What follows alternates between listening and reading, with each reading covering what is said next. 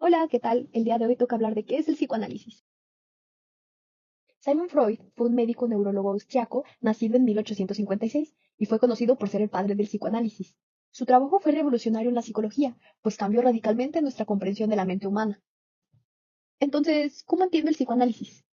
Bueno, esta fue una teoría fundada por nuestro cuerdísimo y querido Freud a finales del siglo XIX, cuando buscaba el tratamiento clínico para sus pacientes con neurosis, pero especialmente mujeres con histeria. Y es bien sabido que Freud utilizaba en ellas la hipnosis como tratamiento. Es aquí donde él propone una idea clave para su carrera, los núcleos traumáticos. ¿Los qué?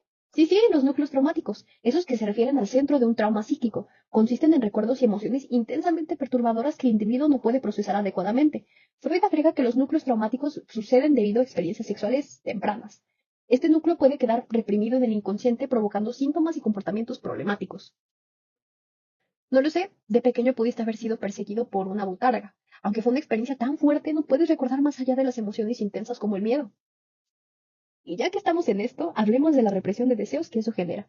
Podemos definirla como el mecanismo de defensa donde deseos y pensamientos inaceptables son empujados al inconsciente. ¿Quién sabe? En el fondo puedes querer ser un furro, pero nadie lo aceptaría. Ni tú tampoco. Bien, los problemas comienzan cuando precisamente esos deseos quieren salir del inconsciente e instalarse en la conciencia. Freud dice que desarrollamos mecanismos de defensa para mantener el inconsciente bajo control. Esto sería la negación, el miedo a las relaciones y la memoria selectiva. Si no gestionamos adecuadamente estos mecanismos de defensa, nuestra salud mental puede verse afectada, llevando a enfermedades psicológicas. A pesar de que en un inicio todos miraron a Freud y le dijeron, no mames, su modelo comenzó a tomar fuerza en 1919, tras la Primera Guerra Mundial. Entonces mucha gente comenzó a estudiarlo y a ponerlo en práctica. Fue muy popular hasta los años 80, pero hoy en día ya se cambió su práctica. Y ahora sí, encaminando esto a la teoría literaria, cuando Freud estaba viendo más o menos qué onda y cuando perfeccionaba sus investigaciones, llegó a la conclusión de que en la literatura se podía trabajar con el psicoanálisis. La razón de esto es porque desde siempre se creyó que los artistas tenían problemitas. Como ya sospecharás, ellos regulan su inconsciente con el arte y de paso les sirve de terapia. Sí, hay ideas muy variadas, pero todas tienden a partir de estas dos. Número uno, las obras expresan la realidad mental del autor. La idea inicial es la más importante. Para los psicoanalistas, cada término en la obra refleja los traumas internos del autor. Se dice que la escritura del autor incluye sus emociones no resueltas, sus conflictos emocionales, sus obsesiones y sus sentimientos de culpa. El autor escribe como una forma de expresar sus represiones, reflejando en su obra los contenidos de su inconsciente. Número 2. Las obras son estudios de caso. Como complemento de la primera idea, se plantea que las obras deben analizarse como si fueran pacientes, prestándoles atención detenidamente. Cada pieza revelará mucha información sobre la mente del autor.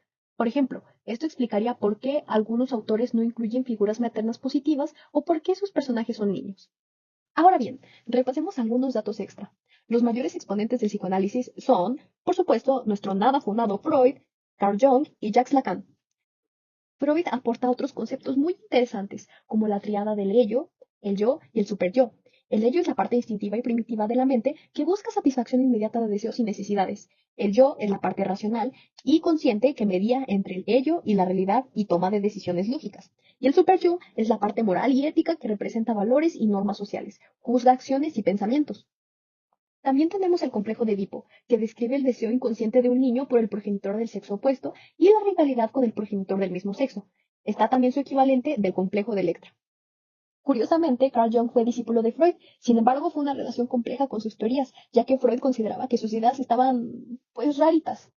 Tras perder el contacto en 1912, Jung trabajó hasta 1934 creando conceptos como el inconsciente colectivo, que responde al concepto freudiano. Entiéndelo como una psiquis compartida por la humanidad, que está compuesta por formas e ideas heredadas de generación en generación desde el pasado más profundo.